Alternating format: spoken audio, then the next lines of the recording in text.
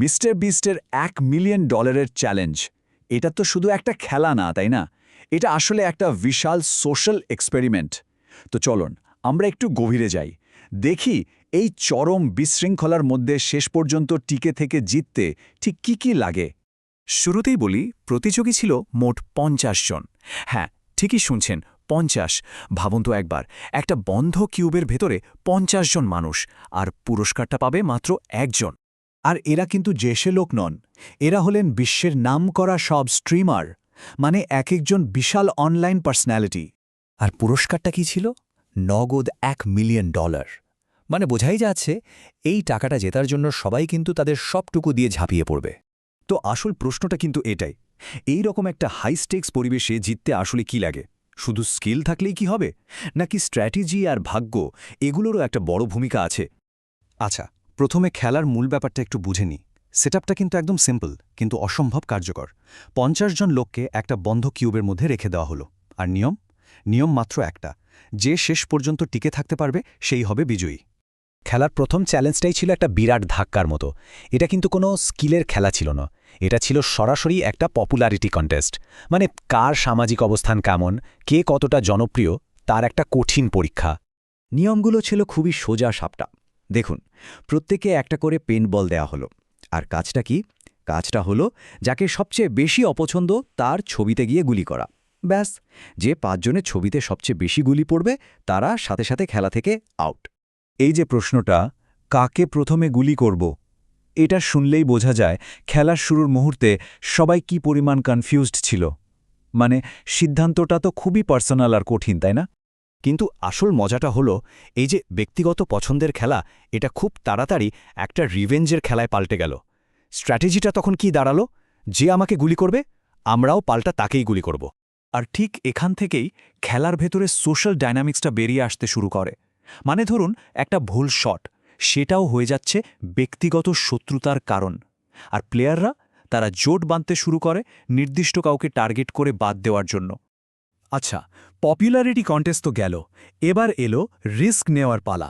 এই চ্যালেঞ্জটা খেলাটাকে একটা একেবারে নতুন স্ট্র্যাটেজিক লেভেলে নিয়ে যায়।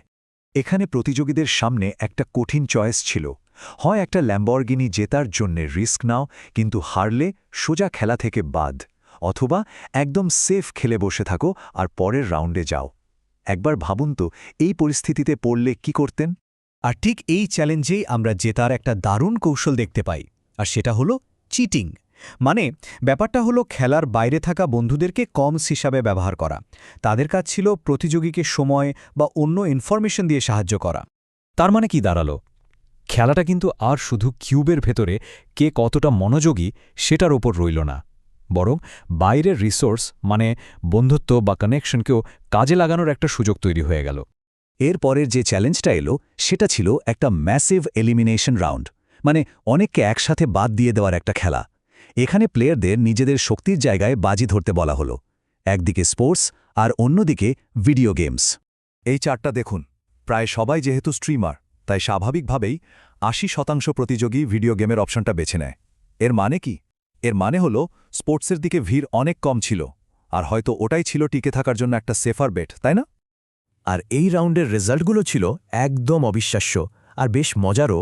যেমন ধরুন লাডউইগ, খেলা শুরু হওয়ার আগেই ভুল করে নিজেকেই এলিমিনেট করে দেয়।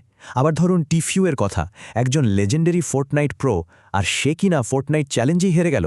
ভাবা যায়? এই কথাটা শুনলেই বোঝা যায় যে মেন্টাল প্রেশার আর ইমোশনটা কতটা হাই ছিল। এমনকি সবচেয়ে অভিজ্ঞ প্রো প্লেয়ারদের জন্যেও এটা কতটা কঠিন ছিল। দেখতে দেখতে প্রতিযোগী কমে এসে দাঁড়ালো মাত্র ২০ জনে, আর খেলাটা নিল আর একটা নতুন মোড়। এবার শুরু হলো টিম বেস চ্যালেঞ্জ। মানে এখানে একজনের একটা ছোট্ট ভুলে পুরো টিমকেই বাদ পড়তে হতে পারে। তাহলে পুরো খেলাটা থেকে আমরা টিকে থাকার কি স্ট্র্যাটেজি দেখতে পেলাম?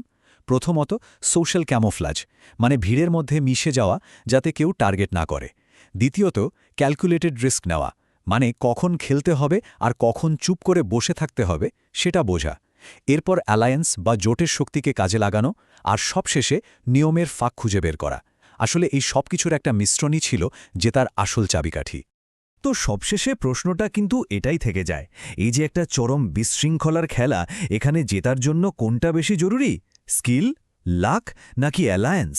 হয়তো এর কোনো সহজ সরল উত্তর নেই, কিন্তু ব্যাপারটা নিয়ে ভাবার মতো অনেক কিছু আছে, তাই না?